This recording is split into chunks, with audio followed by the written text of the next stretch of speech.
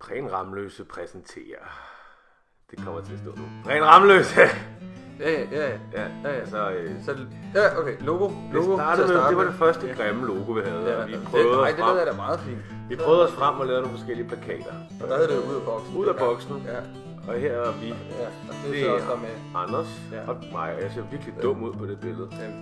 Jeg har en papkasse på hovedet. Ja, så løser du problemet jo. Så føler Andersen den der. Og men det er så ud af to kæder lommefilosofi, som det blev til den her plakat, som er fede. Og så lavede vi noget kriseteater. Så var det et nyt projekt. Og der havde vi de to med. De var jo skønne med. Men det vigtigste var truppen. Truppen, altså et samlet ensemble. Ja. Og ham her. Og Peter i baggrunden igen. Ja. Han er jo lidt med.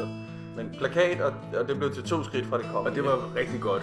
Folk kunne rigtig godt lide det. Det er et gammelt profilbillede, og så kan man se næste billede, kan man se, hvor lækker jeg er blevet. Ja, nemlig. Og så Anders også kommer lige om lidt. Prøv at se, hvor godt jeg ser ud. Hvorfor har du valgt det billede? Det er et fedt billede. Men prøv at se nu. Altså, at man kunne se, du havde voks. Man kunne se, du havde voks i håret. Okay. Nå ja, så det er det, vi skal lave nu. Ikke Klub 27. Ja, lige præcis. Det er vores næste projekt. Ja, tak for den her gang. Så. Ja.